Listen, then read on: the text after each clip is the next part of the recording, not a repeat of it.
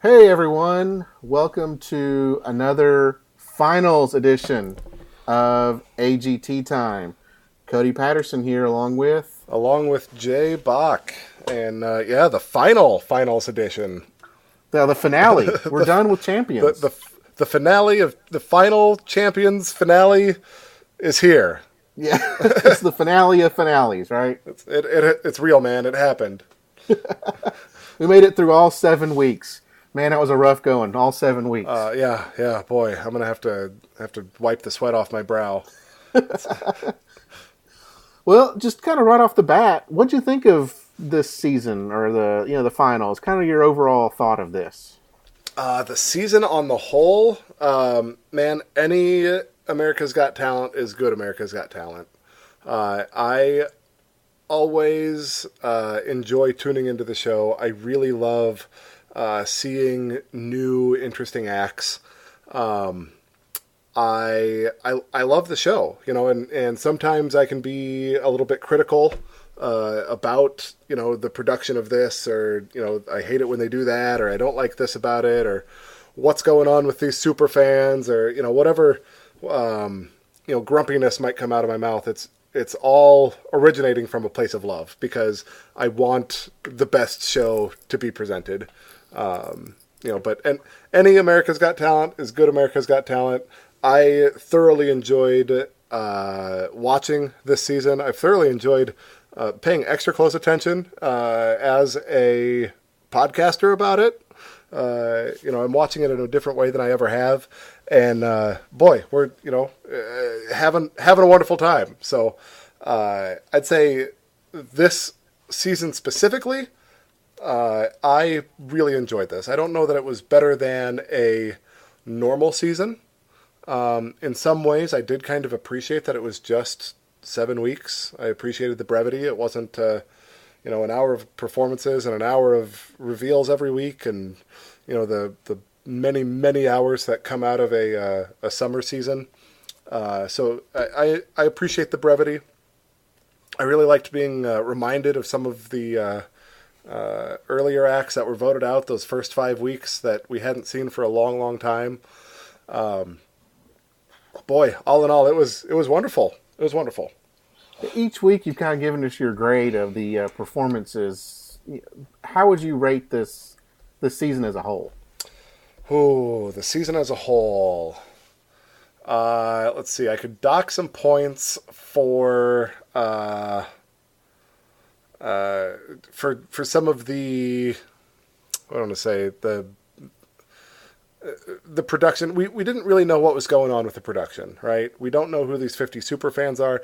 We're not, other than reading articles outside of the show, we don't really know that it's just 50 super fans, right? It's super fans from 50 states, representing all 50 states. But, if it's 3 people from each state, or 100 of them from California and 1 from each of the other states, there's just a lot of ambiguity about what's going on.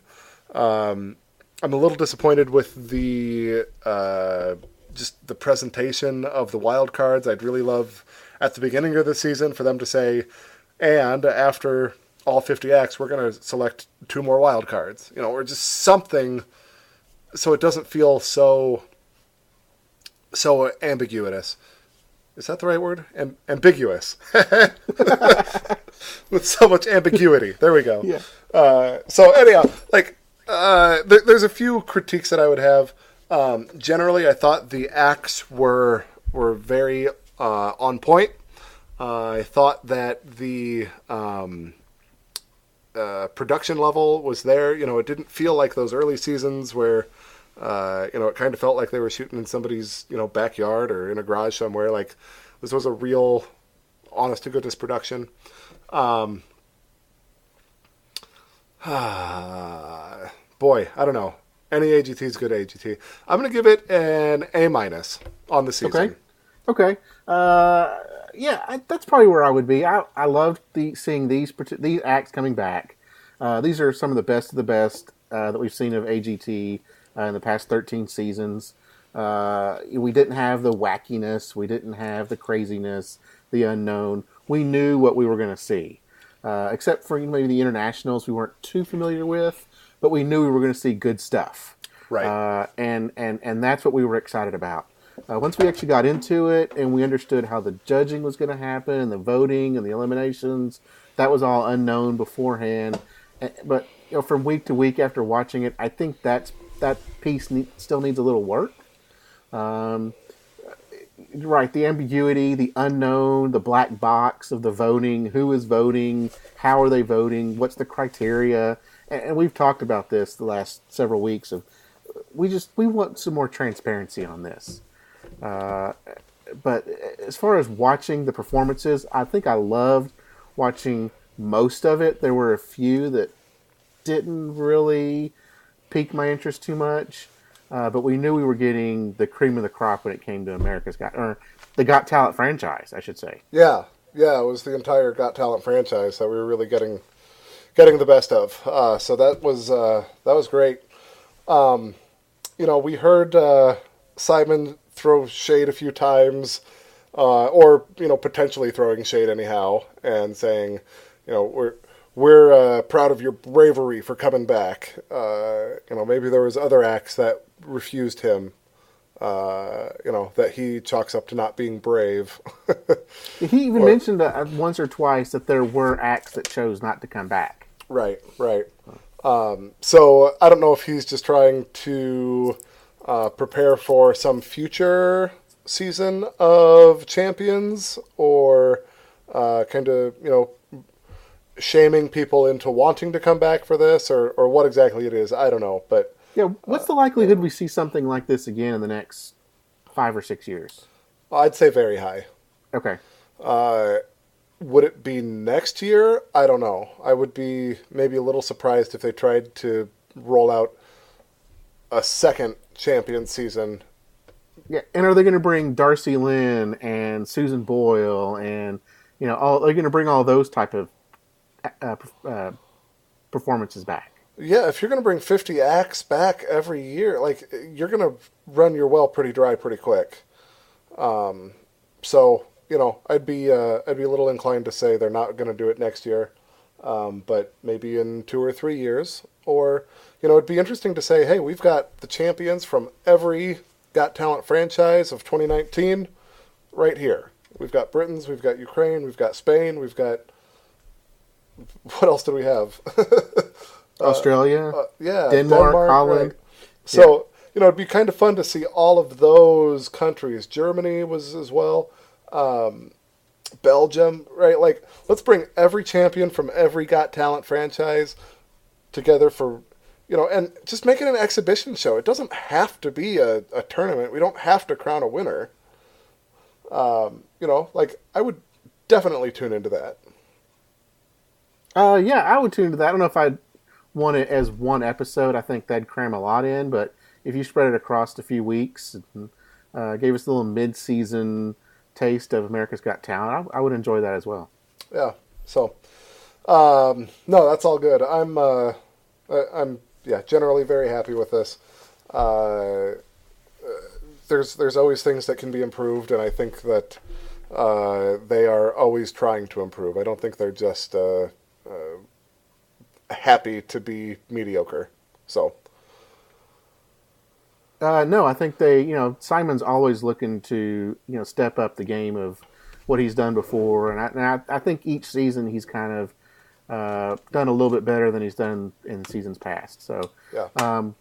To kind of jump into that a little bit, we've got some breaking news for this coming season, talking about doing, changing things up and bringing new things in.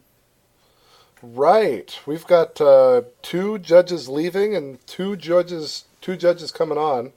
It's all the ladies, I guess. Mel B and Heidi Klum are both bowing out of the Got Talent franchise, and we're going to be adding Gabrielle Union and Julianne Hough. And then they also, I guess, officially, permanently replaced Tyra Banks with Terry Crews. I think that's the thing I'm more excited about than anything. Is I think Terry Crews did a fantastic job. He started out a little rough at the beginning, but I think he was just getting his footing. But by the 3rd and 4th episode, I mean, he was just killing it each week. definitely by the finals, he'd found his groove, and I think we found a great host for America's Got Talent. Yeah, I could see him doing this for a long, long time, as long as he wants to. So I think he's a great host. I think he's a fine replacement for Tyra Banks. I have no qualms at all about him, and we've talked about that in the past already too. So I don't have much else to say other than he's been great. He'll continue to be great on as the host. Yeah, I completely agree. But now we get Julianne Hough and Gabrielle Union. How much do you know about either of these? Not a lot. Just pulling up the Wikipedia page, kind of doing a quick skim here. Gabrielle Union, born in 1972, born in Omaha, Nebraska, so down the road from me here. Currently married to Dwayne Wade, formerly married to Chris Howard. I don't know who Chris Howard is. She's an actress, done... let's see, what jumps out here. Chris Howard played the NFL for a bit, so... Okay, so she likes the athletes. She likes the athletes, yep. What do we got? Deliver Us from Eva, Daddy's Little Girls, Think Like a Man 2, Bad Boys 2, Cadillac Records, Top 5. None of these are really things that I'm familiar with, I don't think. So, an actress is what she does. She, I don't know, must be capable. I trust Simon to grab somebody who's a capable judge, somebody that he knows for one reason or another. So I'm willing to give her all the chances she needs. I think I'll look forward to hearing some fresh takes. There were times that I felt like Mel B was maybe I could guess what she was going to say. Right, it wasn't saying a whole lot new. No, Greg, she was getting pretty predictable there. There was that one season, I think maybe after she had her divorce or her father had just passed away, where she was going through some rough times, and you didn't kind of know what she was going to do from week to week. But she kind of got her groove back again. She kind of came back to be Mel B, but from week to week, it was kind of predictable. And she would always buzz the danger acts, which bothered me. Yeah. Which we love. We love our danger acts. If you're going to be a judge, you got to, look at the acts to judge them. So yes. If it's a bad act, that's one thing. But don't... this is a horse that we've probably talked about a lot. But, don't buzz a danger act just because you don't like it. If it's a good quality danger act, let it go on. Let it be good. But then we have Julianne Hough, who's a Dancing with the Stars alum. Julianne Hough, she's a little younger, born in Orem, Utah in 1988. Let's see, she is a dancer. I think kind of made her name, or at least I recognize her name from Dancing with the Stars. That's about all I know from her, is that she's a legitimate dancer. And I would, I guess I'd appreciate, so I haven't watched a lot of Dancing with the Stars, but what I have watched, I've really appreciated that the judges, are legitimate dancing judges. It's not they're not giving falsely inflated scores. Like, if somebody's not good, they give them an appropriate score for not being good, and they are nitpicky about the things that dancing judges should be nitpicky about. So I appreciate that she comes from that kind of a background, and I would expect and hope that she'll continue, to bring that sort of an eye to the judges' table. Yeah, her specialty is definitely going to be like ballroom dancing. So anytime we have one of the ballroom dancers on there, or some sort of ballet dancer or whatever, that's going to kind of be her area. There's certainly the ballroom, but there's certainly also, a knowledge and exposure to all the other kinds of dance, the hip-hop and the jazz and the whatever else. She should be able to be a good judge of all dance groups, and hopefully raise the bar of the dance groups coming on the show, and maybe make this something I'm actually looking forward to seeing. I agree. That's a little harsher than I meant it to be. Yeah, she's also got some kind of singing experience. She's got some albums out. If you kind of look down at her filmography, she was in one of the Harry Potter movies. Oh, was she really? Yeah, uncredited, but she was in it. Roll Hogwarts Schoolgirl, uncredited extra. But there you go. She was there. I'll have to look for her next time I watch The Philosopher. Well, I guess that would be The Sorcerer's Stone. Yes. here in the States. We had to rename it here in the States. Yeah. No, interesting. So she's a Harry Potter extra. And that was back in 2001, so a little while ago. She was just one of the schoolgirls back then. This will be an interesting shakeup. We still have Howie and Simon around. Howie's been on it a long time now, and they kind of talk about that during the finale episode, or every time someone would come up that's from season 3 or 4, he'd talk. Hey, that was the season I started, or that was right before I started. So Howie's been around a long time. Simon seems to be going to be around for a while.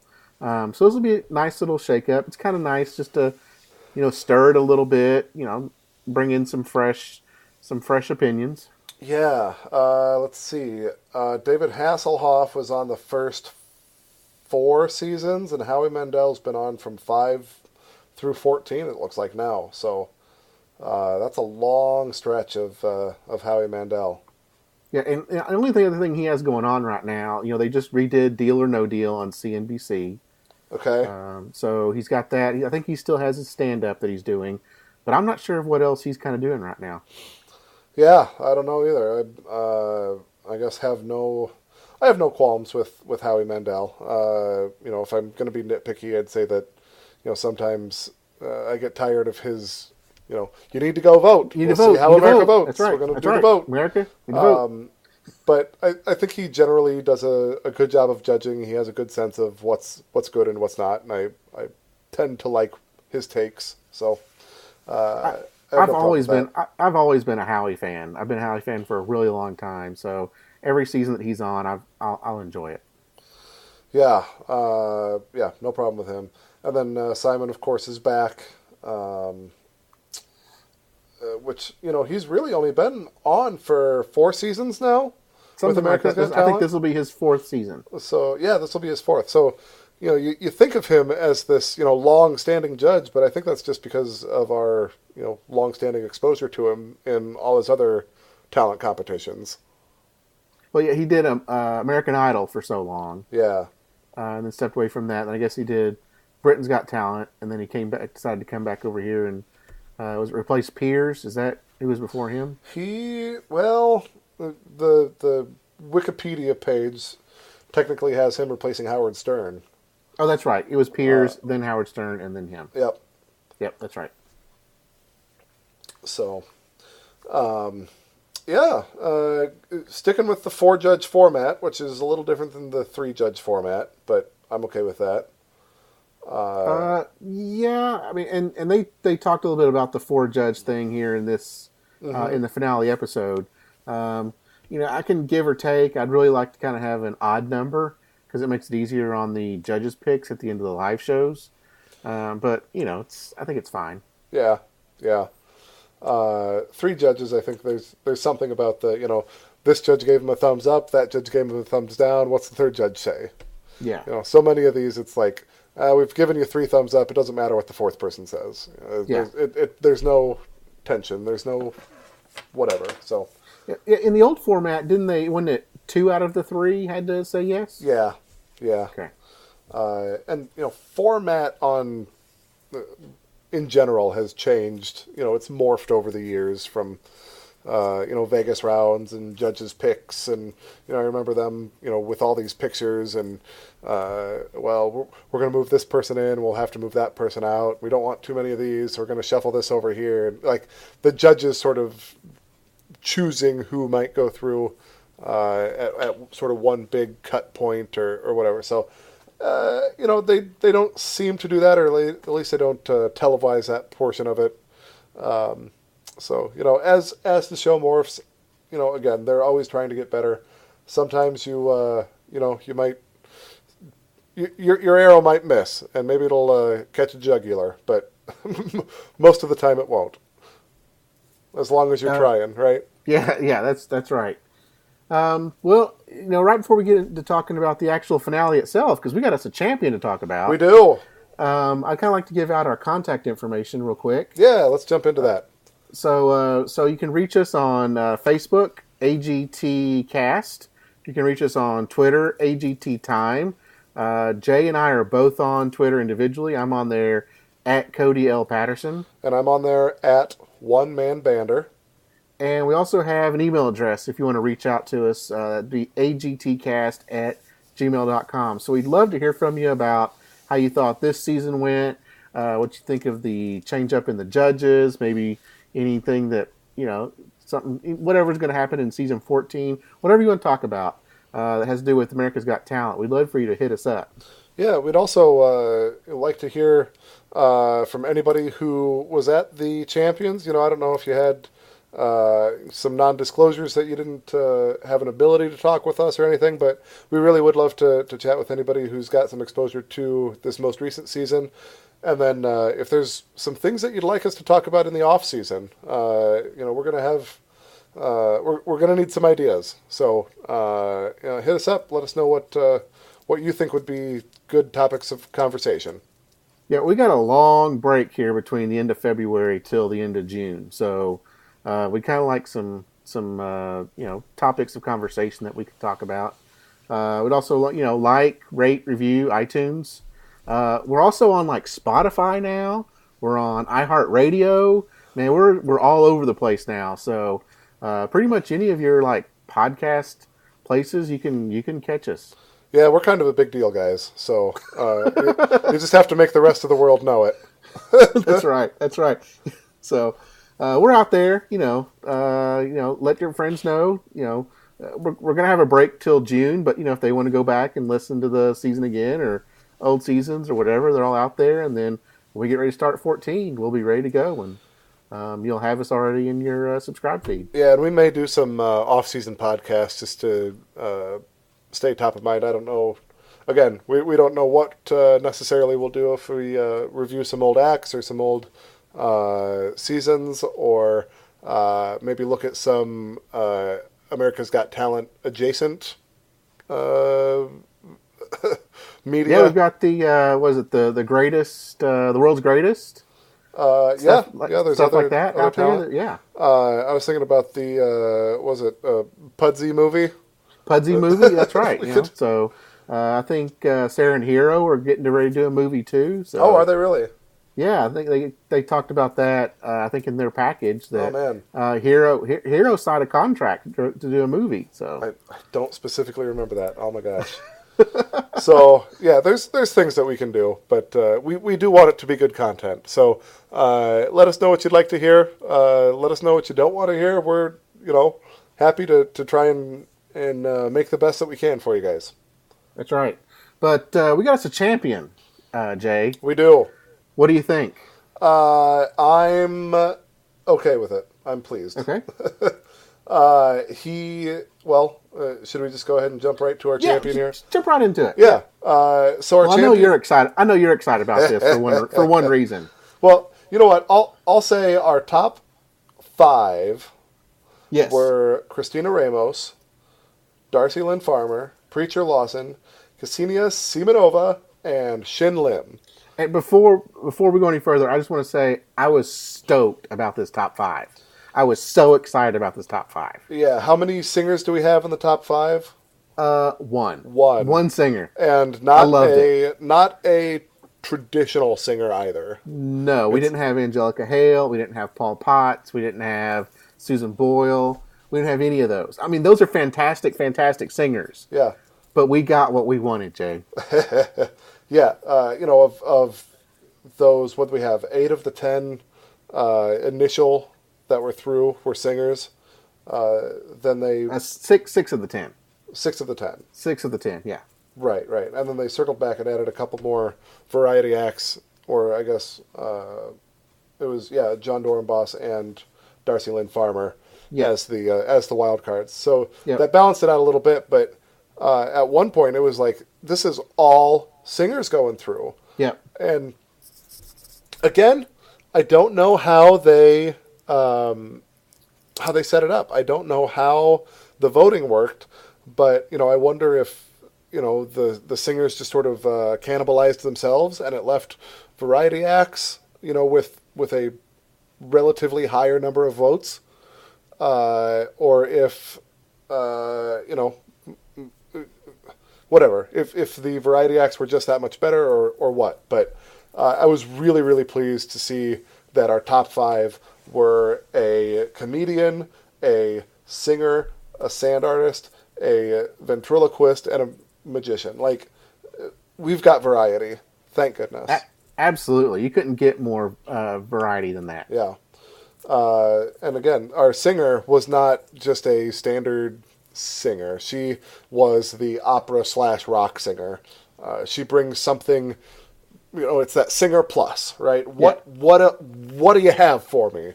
Yep. Do something more than sing me a song, and that's what she does. So, and we also got 2 internationals that were not Britain's Got Talent. Yeah. So we got Spain and we got Ukraine. Yeah. So I mean, it was really a good mixture of all kinds of stuff. Yeah, So all that. They gave us our top 5. We'll read those back here. Number 5 was Preacher Lawson. How did you feel about him being 5th of 5? A little disappointed. I thought he'd be a little bit higher than that. My wife commented how funny would it have been if he had to go up against Darcy Lynn again. But he finished 5th. Still, I think top 5.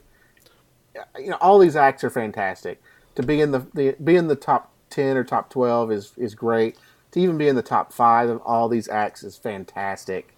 I'm pleased with him being in the top 5. Yeah, I'm okay with that. He's not my kind of comedian, but a lot of people do love him. I get his charm, right? Like, he's so high energy. He's got to be fun to watch. Do you know anybody who's going to see him live anytime? Yeah, I was getting ready to talk about that. So I was at my desk yesterday at work, and for some reason I was like, I wonder what Preacher Lawson, I wonder what his tour date, I wonder what he's doing on tour these days. So I kind of just pulled him up, Preacher Lawson tour, whatever. I was like, oh, he's going to be in like in my area. It's like an hour and a half. Like in May, he's going to be in Knoxville. And I'm like, I immediately messaged my wife. I said, Preacher Lawson's going to be in Knoxville in May. And we go back and forth, and we kind of talk about it. And I think he's also going to be in Chattanooga as well, like the next day. Oh, boy. So we're trying to figure out, okay, do we want to go to that one, or the Chattanooga one? What do we want to go to? So the place, it's kind of a small theater where it's at. And it was almost sold out anyway. I think there was probably... Oh, boy. Yeah, so all that was left were like single seats scattered throughout the theater. So we're trying to figure out, okay, do we want to do this? What do we want to do? So we eventually kind of, and she's short in stature anyway. So she was afraid, if we got this seat that, she's not going to be able to see. So we kind of just, looking around at all the seats. So eventually we kind of picked 2 seats. She didn't want me too far away. Right. So eventually found kind of 2 seats that worked out. So my wife and I are going to go see Preacher Lawson in Knoxville, an hour and a half from where I live, in May, and we are so excited about it. Well, that'll be fun. It'll be a lot of fun. Yeah. Maybe we can get a review of that on the podcast, or at least I'll be interested to hear if it's off mic too. So that's a lot of fun that you're gonna make that happen. Yep. So this will be my second AGT act that I will have seen. Well, there you go. So. I am up to 0 acts that I've seen live.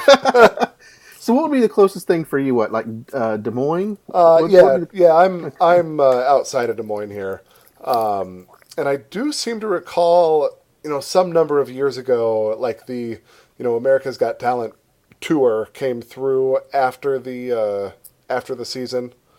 My frugality kind of squashed any any real attempt or desire to go try and see anything. But from what I remember, it was not necessarily a lot of acts that I wanted to see. I want to say there was like one of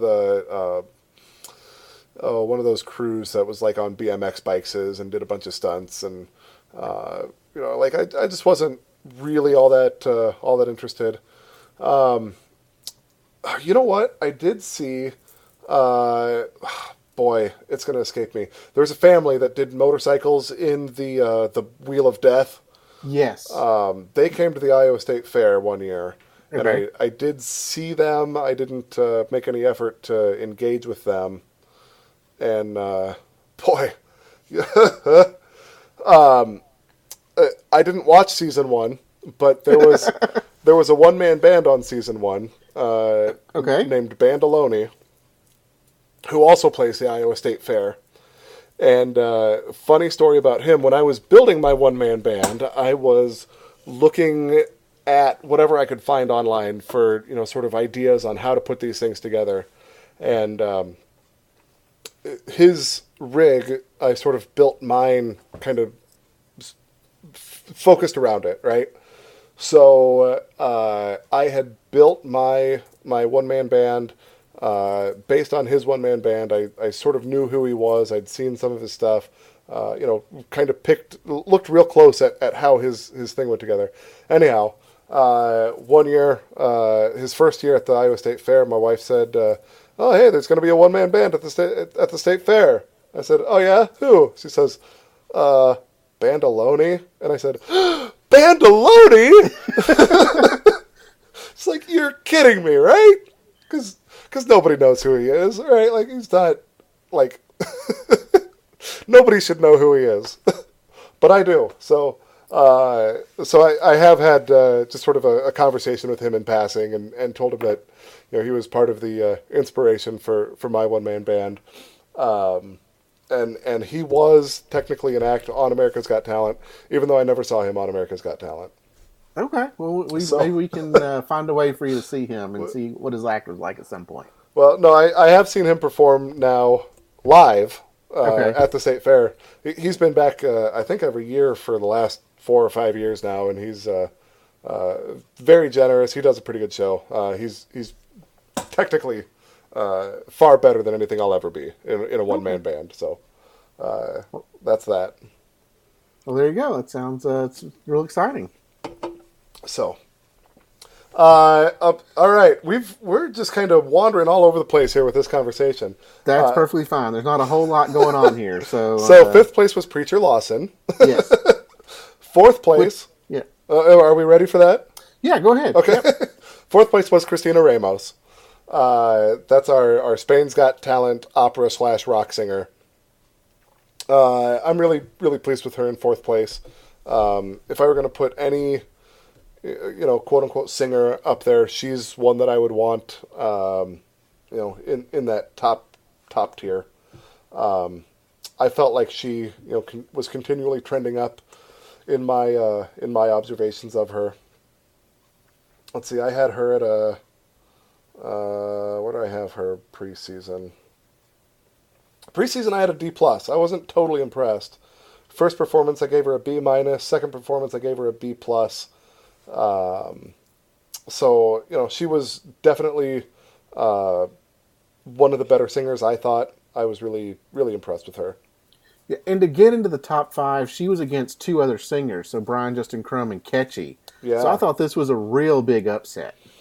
Yeah. We enjoyed her, but as far as looking at Brian Justin Crumb and Ketchy, this seemed like it was a big upset. I could agree with that. Yeah. Yeah. Same thing going back with Preacher. He was up against Paul Potts and Angelica Hale. Right. Yeah. And so that seems like a little bit. I mean, Preacher's great. We all love Preacher, but if you kind of look at going up against 2 singers, so right then 4 singers gone. Yeah, and that really knocked it down. That left who for singers? That left Christina Ramos and Ketchy.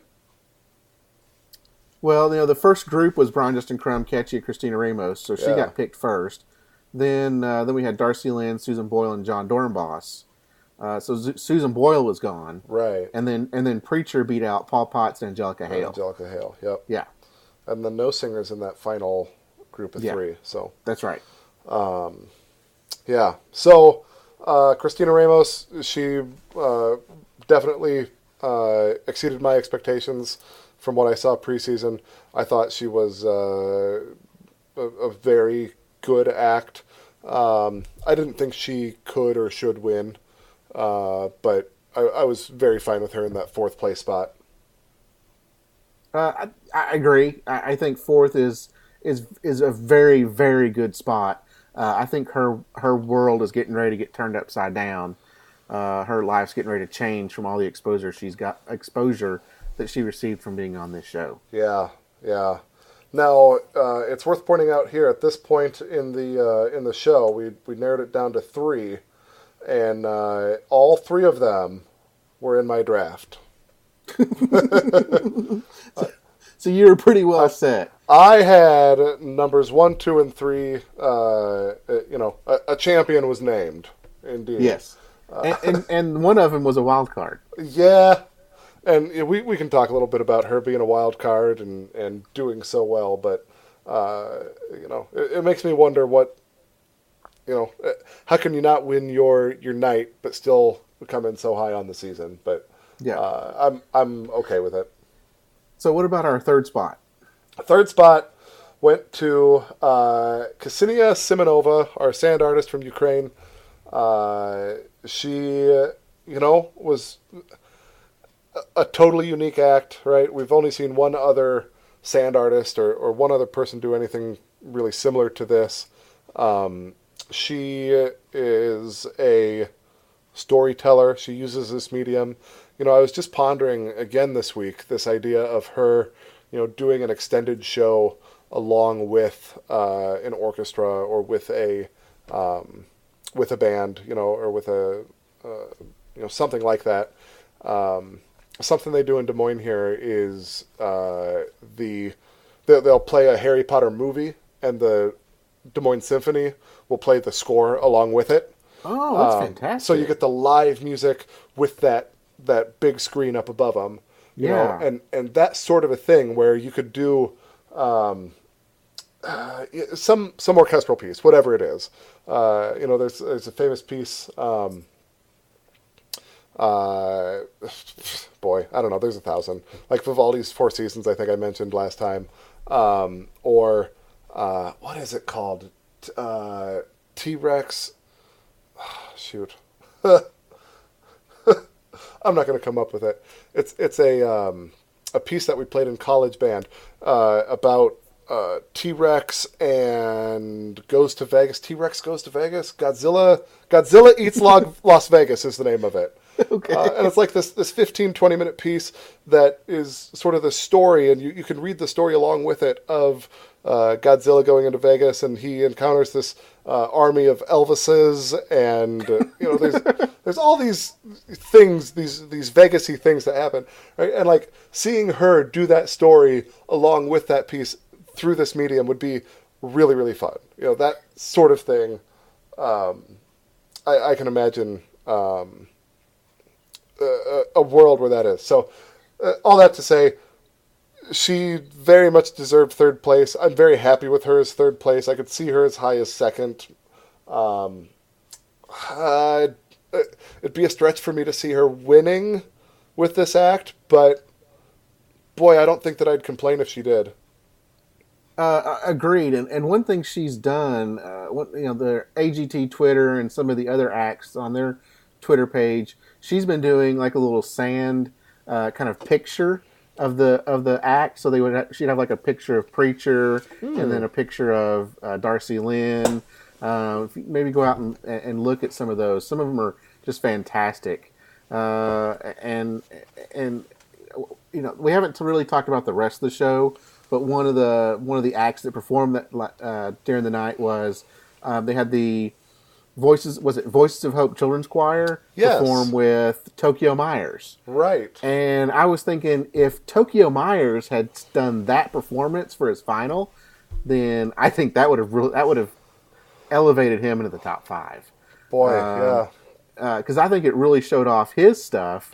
So it's, putting some of these things together. If, Tokyo Myers and her had gotten together, or, her and, like you say, some, the voices, or one of the choirs, or one of the Sons of Serendip, put them together. You're right. That would have really, really made it much, much better. She could definitely do that, in her own performances. Yeah, they were definitely working on a abbreviated schedule to get this whole season put together. I was really hoping to see more mashups, more duets, more groups performing with other groups or alongside other groups. That's not something we got to see a lot of in this episode. So, maybe a little bit disappointing in how they put that together. But that's that. So, and we can talk some about the other stuff here in a minute. Kind of just some of the stuff that we saw, the little mashups and stuff that we saw. Yeah, we can talk about that here in a little bit. Yeah, part of Ksenia Simonova's act is the track that she puts together to work with. Yes. So it'd be interesting to see what she would come up with. If she were working with a already existing track, or some other live band. If there were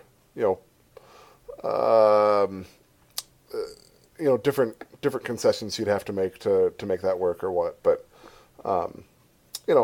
she's wonderful. I'd love to see her continue to find success doing this. Agreed. And up until the point they announced her as third, I was really, really, really excited about what I was seeing here, because I was thinking, are we going to see someone new win this thing? But then they announced her and leaving, Darcy Lynn and Shin Lim as the final two. Right. That was, to me, a big letdown. Yeah. Maybe it would have been really fun to see her, or even see her in second or even first. Yeah. Yeah. So moving on to second place, then that went to Darcy Lynn Farmer, a wild card out of nowhere. Out of nowhere. Listen to you, this unknown. This unknown quantity, this Darcy Lynn Farmer, shocks the world. Yeah. No, she's wonderful. It really is interesting that a wild card would come back and get second place on the season. Her night. Who was she knocked out by? I don't even know. But kind of curious that she, came back as a wild card, gave that performance, and ended up in second. I love her. I'm totally happy with her doing this well on the season. I've sung her praises enough, so she's great. Yeah, so then we get our champion, Shin Lim. I just went back real quick here. Oh yeah. Christina Ramos is the one that she lost the vote to not advance back on January 14th. Okay. And that was the night of Deadly Games as our golden buzzer. And then she came back and beat and got her revenge. Yes, she did. So that's that. And then the winner, our magician, Shin Lim. How do you feel about him as the winner? I feel America has a very short memory. That they're like, hey, we just saw him like a couple months ago in season 13. Yeah, well, the voters saw him weeks ago. Just weeks before, right? Yes. So, yeah, there is a very short time between his two victories, making up season 18 or 2018, and then this champion season. Darcy Lynn was the winner of 2017 as well, right? Yes, so, that's right. I mean, just the last two America's Got Talent winners as the top two spots, that does feel a little bit unfortunate. Yeah, it seems a little anticlimactic. Yeah. Now, Shin Lim did get this massive trophy. Yeah, he got a trophy, all right. I have been wondering if there is a monetary prize along with this, or if it's appearance fees that they're giving them all to show up. If you're voted through to the second round, we'll give you the second appearance fee, or I don't know what's what on that. Every level you advance, we kind of give you a bonus. Yeah, yeah. Okay. So again, I don't know the rules behind it all. If there's not a monetary prize, I don't know that the FCC cares as much about the rules or the fairness of it all. So I don't know. I'm not going to worry too much about it. They never mentioned a monetary prize, and I think usually during the season they would talk about $1 million in a show in Vegas, but they just kept talking about champions of champions and best in the world, and then he gets this massive trophy. Yes, it was a big trophy. Did you have more to say about it? It was. No, I mean, it was just big trophy. It said, hey, America's Got Talent, the champions on it. I mean, it was probably like 3 feet tall. It might have been. Might have been as tall as him. I did pause the screen and look at Terry Crews standing between Darcy Lynn Farmer and Jim Lim. And you'd guess he's 7'6". Yes. Next to those two. Yeah, but Shin... you know what? He's a very good magician. I have little issues with him as our champion of champions. The more that I watch and I really am critical, I'm starting to figure out a couple of things, how things work. But boy, I don't get it. And even if, like we said, even if you know how it's done, watching somebody perform something that well, that cleanly, is really, really fun. Yeah, and we don't reveal secrets on this podcast. I guess not. All right. No, yeah, but because that's one thing we love about our magicians is that if we know how they do it, that's great. But I think it's the mystery and the entertainment value that they provide behind it as well. Yeah. So. I'm happy with him as our champion. I'm glad he got his big old trophy. It'll look well. It'll look good at his show in Vegas up there on the shelf with him. So, yeah. Do you think he'll like carry it out and put it on the card table every night? Oh, I'd imagine it'll be shown somewhere in his theater. America's Got. You're here to see America's Got Talent, the champions champion. Yeah, I don't know. It'd be fun to see him incorporated into his show, or have some fun with it. But does he make it magically appear in Terry Crews' pocket? There you go. I doubt it. That's a big trophy. Well, Terry Crews is a big guy. That's true. He might be 7'6", from what I can tell. Yeah. So, you got anything else on that? No, I'm really happy with him. I think that we can mention, were there any other of the first 90, 100 minutes of the show? Was there anything that jumped out to you? Anything that you wanted to talk about? Yeah, I just want to kind of go over some things real quick. We don't have to go into it real deep, but I'm interested in some of these things. I'm a big fan of like behind the scenes stuff. I like to see how things work. I'm big on nostalgia and callbacks, so a lot of this, hey, look what season 1 was like, or hey, look at some of these acts from 10 years ago. I love all that type stuff. So I watched a majority of this. I will admit I fast-forwarded through the Shin Lim performance. But other than that, I watched a vast majority of this first, hour and a half? Yeah. For me, it's on Hulu, so first hour of the show. So I'm just going to kind of go through some of the things here and see what you think. Right. I really like the beginning where Preacher is trying to find a host. That was a fun little bit. Hey, we're going to have these acts doing, working with the other acts, doing duets, or, how we're going to mash these together. Yeah, that was a fun little thing. Who did he try to match up with? So he went around to Deadly Games. He tried to throw one of the knives at, I don't know her name, but what's her name? Tried to throw a knife at her, ended up hitting like a window off to the side. Went and talked to Darcy Lynn and tried to do some ventriloquism with a sock. Went to Paul Potts and tried to do some opera. Went to Ketchy. I think he just tried to sing a song with Ketchy. I don't remember that one very much. Same thing with kind of Brian Justin Crumb. Those were kind of uneventful. And then John Dornboss and Shin Lim, he tried to do some magic tricks. Kept having John Dornboss like, is this your card? No. Is this your card? No, I had that card. Is this your card? No, I had that card. And then Shin Lim's like, hey, check your pocket.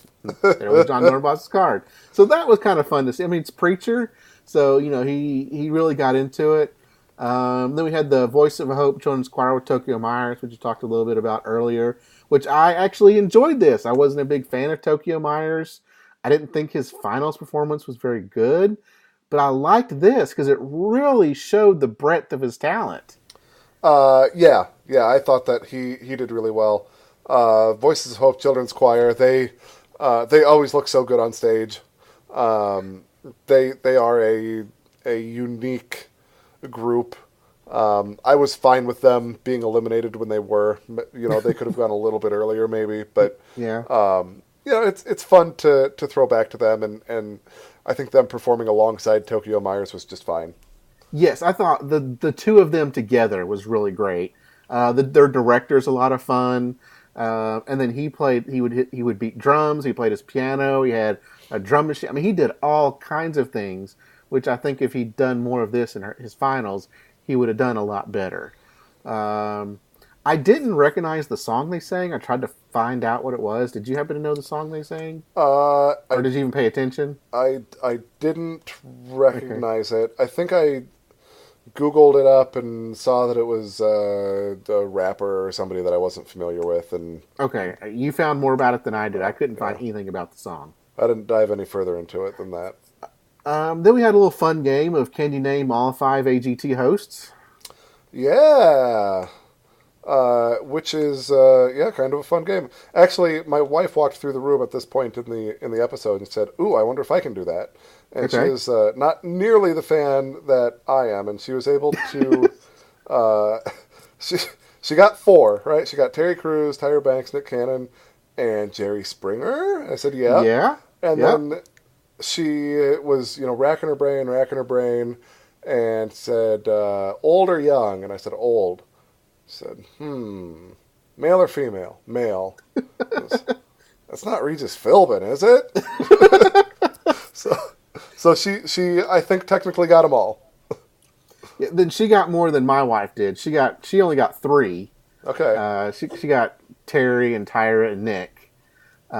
She was shocked that Jerry Springer was a host, and also that Regis was a host. Yeah. So. Yeah, but that was what 2001. Something like that. I mean, it was a long time ago. Regis Philbin in 2001 was, he was. I don't think that was prime Regis and Kathy Lee. I don't think that you could find him not on your TV, right? You've got the Who Wants to Be a Millionaire is a total, blockbuster. You've got Regis and Kathy Lee. You've got Regis and Kelly maybe at that point. I don't know, but like he is on all the TV all the time at that point. No surprise that he's going to host this too. Yes. Did he do another game show? I want to say that. Boy, I wouldn't even. Time to hit the wikis again. It's going to be such a deep filmography. Like it's hard to even. Yeah. Hard to even say what he would be in. Only 87. I would have thought he was 87 at that time. Yeah. Let's see. Who Wants to Be a Millionaire? In 2000, he did 2-minute drill. Live with Regis and Kelly. He was on an episode of Family Guy. Who Wants to Be a Super Millionaire? I don't know. He's been everywhere. He's, you know what? He was a great host, I think, for that time. It was the right guy for the job. Yep. And these little quizzes are always kind of fun because Mel B never gets them. And they all had trouble remembering Nick. They were all like, let's see, Tyra and Terry and Jerry Springer, and they're like, oh yeah, and Nick Cannon. It's like, We're just trying to put Nick out of our memory. Even though he was the longest running host, we're just trying to put Nick out of our memories. Yeah, he left under some maybe curious circumstances. So, yes. Are they throwing shade at him? I don't know. I'd rather not think so. Yeah. They wouldn't even bring him up if that were the case. That's true. They would just totally eliminate this whole segment. Right. They wouldn't even do this segment. Then we had some Terry Crews moments. I think there was just kind of some funny moments from his from time on Champions, which I thought was fun. Then we get Clairvoyants. The Clairvoyants are back. Yes, the Clairvoyants are back. And I kind of teased this a little bit last week. I said I saw a little teaser, a little spoiler. Well, this is who I saw. They said they were coming back, but I knew it was kind of just an exhibition. Of course, they weren't competing. This performance was fantastic. They had a little, I don't know, what would you call it? I mean, they had like a bin with a bunch of balls in it, and they fired the balls out into the audience. Yes, yes, they did. And then they had 4 balls on there, one with each judge's name on them. And then and everyone in the audience had an envelope. Right. And inside the envelope were random pictures, different pictures from 1,000 different pictures. So if you ended up with a ball with one of the judges' names, you come up on stage and we're going to use your picture. Yeah, bring the picture to that judge with your name. Now I thought it was really cool. They get a little souvenir to take home with them. Yeah, that's kind of fun. With the judge's name on it. Yeah, and I was confused by this at first. I had to actually rewind it because I thought they were giving the judge their ball, and I'm like, well, that seems dumb. Why didn't they just hand the judge the ball? Why'd they have to shoot it out in the audience? So that confused me at first about that. But no, they're giving the judge their envelope. Yeah, it didn't have. And then they got a little ball to keep with their judge name on. I thought that was kind of cool. Yeah, that's kind of fun. So then they had Terry up there, right? I think it was Terry, and they had Terry pick a random judge, and he picked Howie. Right. And so Howie came up on stage, and then they had the judges open their envelope, and in the envelope was a picture of each one of them. Yeah, which is really pretty impressive. Pretty impressive, yeah. That those 3 envelopes would somehow reveal those 3 pictures. Yep. And then they had Howie look in his envelope, and he did a really good job because his envelope had a balloon that actually said, does your envelope have a picture of you? And he looked in, he said, no, Nope. they messed up the act or something. Right. And he said, well, 3 out of 4, that's not bad. Yeah, that's pretty good. Yeah, that's pretty good. 3 out of 4. And that's how he knows that there's going to be another reveal. Like he's playing into it, but yeah. He's a comedian and he does a good job of bringing the act up to the next level with that. Yeah, and I don't think any of the other 3 judges would have done well in that circumstance. Yeah, that's a great spot for him. I think he was the perfect one for that. So then, I liked their setup they had up on the stage. It was kind of this carnival scene. Yep. I kind of liked that. I thought it was really, really good. And it was mysterious and dark, kind of like how they are. So I thought it was real fitting. Yeah. And then he had him, they had Howie stick his head into a hole in this giant wall. Right. Yep. Yeah. Yep. And then they turned this wall around, and on the and I guess we should have mentioned Howie had a hot air balloon in his envelope. Right. It was not. It was a hot air balloon, not a balloon. Yeah. Yes. So they had him turn. They turned this big wall around, and there was a giant hot air balloon with Howie's face sticking out a hole, and then there was Howie written on the basket. Right. Yeah. So there you go. They knew that he was going to pull a hot air balloon out of his envelope, and he was going to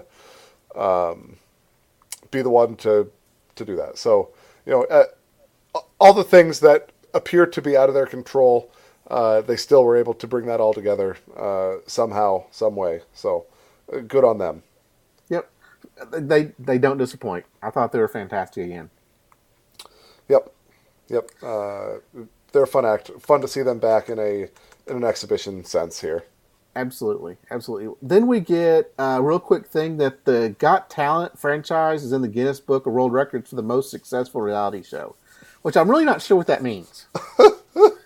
It seems kind of vague. That's the most success. Okay, most success. Okay. Does that mean that they have the most episodes? That they have the most show? I mean, what? I didn't get it. I didn't know what that meant. It was very, very vague. Yeah. Very, very generic. In my home, Survivor is the most successful reality show. Yeah, and I was trying to think. I'm like, Survivor, they've got 38 seasons. They've done, what do they do, like 20 or something episodes per season? Oh, yeah, something like that. Yeah. Something like that. And then my wife was like, well, they've got all this Got Talent stuff all over the world.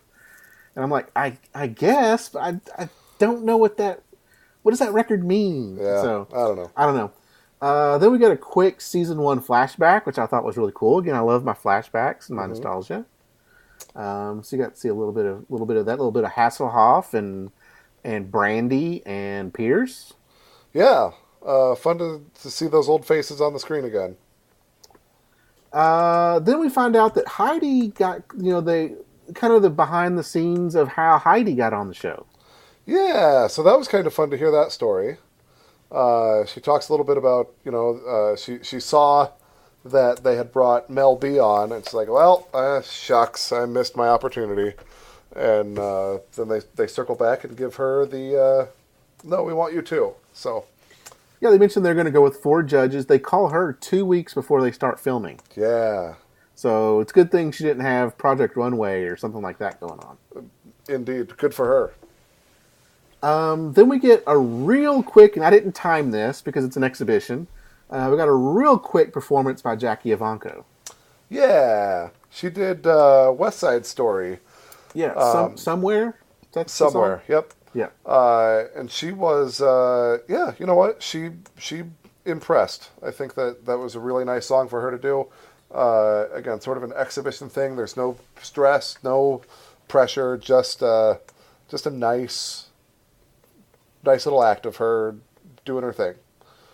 I think we probably could have removed maybe something else, another segment, and saw more of this because it felt like she's saying just maybe the chorus. Yeah, it was certainly abbreviated. They also mentioned that she happens to have a new album coming out. That's true. They promoted the new album. Yep. You jumped over the little bit of time that we got to spend with Toothless the Dragon from How to Train Your Dragon. Oh yeah. Okay. So, again, we're really just cramming in some of the other things that we want you to see.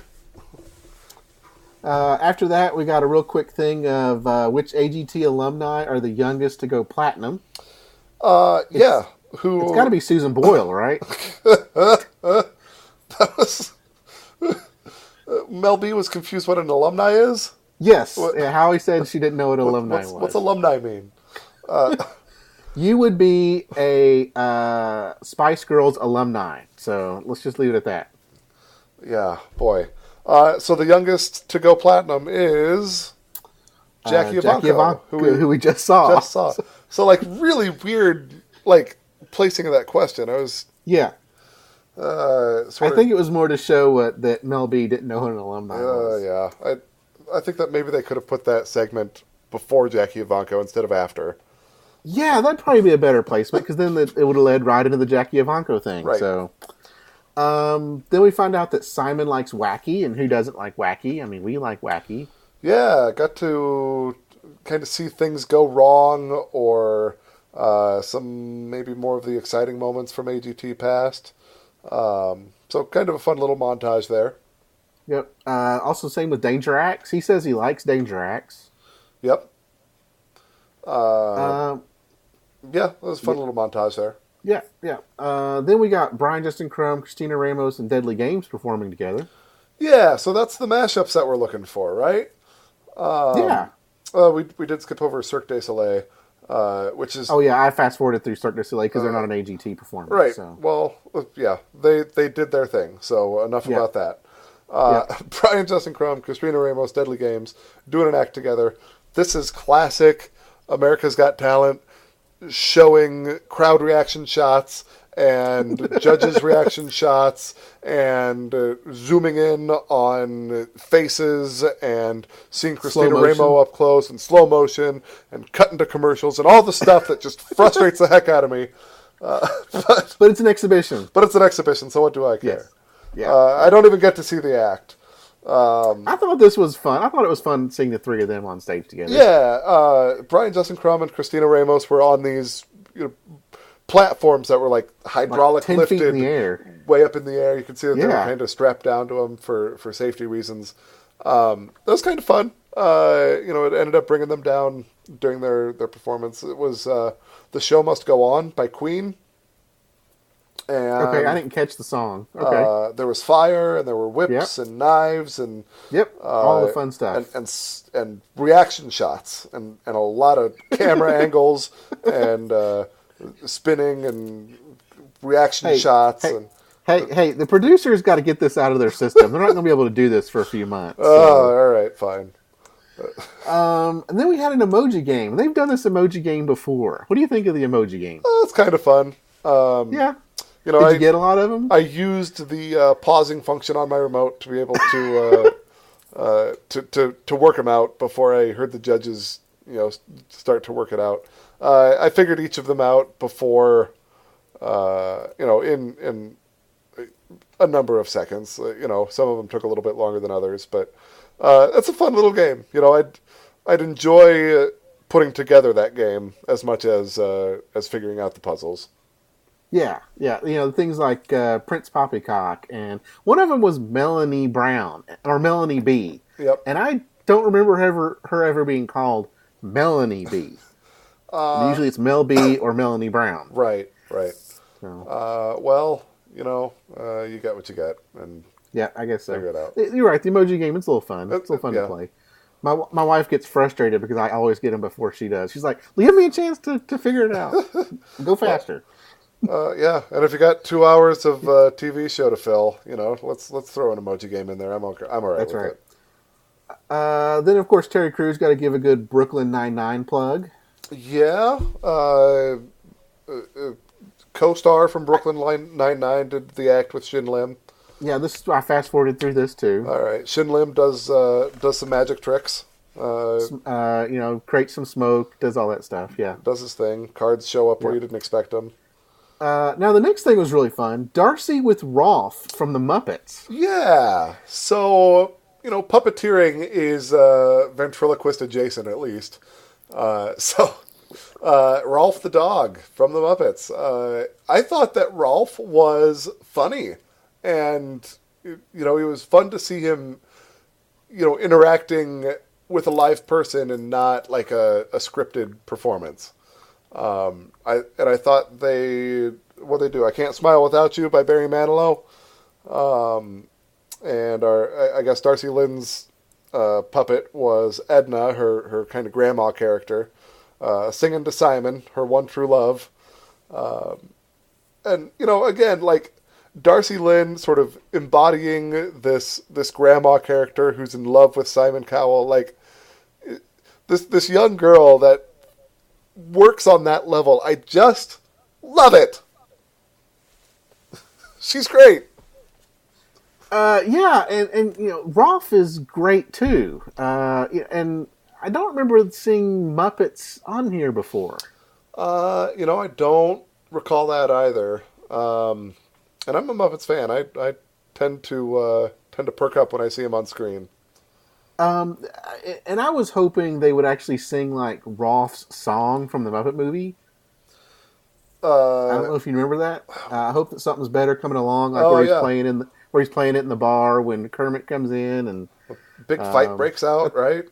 That's kind of Rolf's song, and I was hoping they would actually sing that. I thought, we're enjoying watching Darcy with Rolf. The icing on the cake would have been if they sang the song from the Muppet movie. I'm cool with Barry Manilow. Okay. And maybe again, I don't know what preparations they had before this mashup. Darcy Lynn, do you know the song? Nope. Right? Like, okay, what song do you want to do then? So Barry Manilow. Yeah, let's do some Barry Manilow. Of course. There you go. And then and at this point, we're not seeing a whole lot of Angelica Hale. We haven't seen any of Susan Boyle. It's been very light on, particularly those two for some reason. Yeah. Did you notice? I guess I didn't make a note of who we had or hadn't seen so far, but I was really kind of getting bored. Okay. It's You're ready for some results. This could have been a 30-minute show. They could have knocked this out, right? Let's mash up 3 or 4 acts together. We're gonna give you some feels and send you out the door with a winner. Yeah. Okay. We didn't need the 30 seconds of we're down to 2. We've got Shin Lim and Darcy Lynn Farmer, and the winner is. He stood there forever. And I wonder if the producers got their hands on that and just played it over a couple times for kicks. But it was just silly. We don't need this. Yeah, we don't. But they always do it. It's part of the show. They got to have TV. They got to have good TV. Is that good TV though? Good point. Good point. They're building stress. You gotta have a little drama in your entertainment. Yeah, they're definitely doing everything they can to build the drama. Yeah, yeah. So right before we got to that though, they showed all of them their first audition. Yeah, it was kind of fun to see them watching their first auditions. Even Darcy Lynn Farmer just a year and a half before she watched this, that's kind of fun to see her. Yeah. That much young. 18 months younger to a 14-year-old is quite a bit. But then you look at a Paul Potts from 12 years ago and Susan Boyle from a decade ago, and a lot's changed in that amount of time. Yes, definitely. And you've become a professional and you've refined your skills and you've refined your act and the seeds of who you are now were there, but each of them has grown and improved, barring Shin Lim. I think he's as good as he is now, season 13 and this champion seasons being literally weeks apart is not a lot of room for him to improve, but all in all, that was kind of a fun little bit. Well, that's it, Jay. We finished out the champions. Boy, that was a long walk around the block to get there. Yeah, and congratulations, you finished your first AGT season. Yeah, and you know what? Again, so much fun. It's a good hobby for me to have. I'd really love more input from you guys listening to this. Reach out to us on Twitter. I'm at One Man Bander. You can tweet at us at AGTcast. AGT time. Shoot. I knew I was going to mess it up. Twitter is AGT time. Facebook and Gmail are AGTcast. Yes. All right. That's right. And then they can also reach out to you at Cody L. Patterson. Cody L. Patterson. So, yep. Reach out to us. We really would love to engage with you guys. Let us know what you think for off-season podcasts. Let us know what sounds fun to you. We would love some more input, some more engagement with you guys. We know you're out there. We know people are listening. Hopefully you had just as much fun as we did putting it together. I had a blast putting this together. I really appreciate you coming along, Jay. Alrighty. Well, good. Well, let's put a bow on this season, and let's come back again at a later date and make some more content. Absolutely. So until next time, everybody. Yeah, I'm Jay Bach at One Man Bander, and we'll talk to you later. Good night.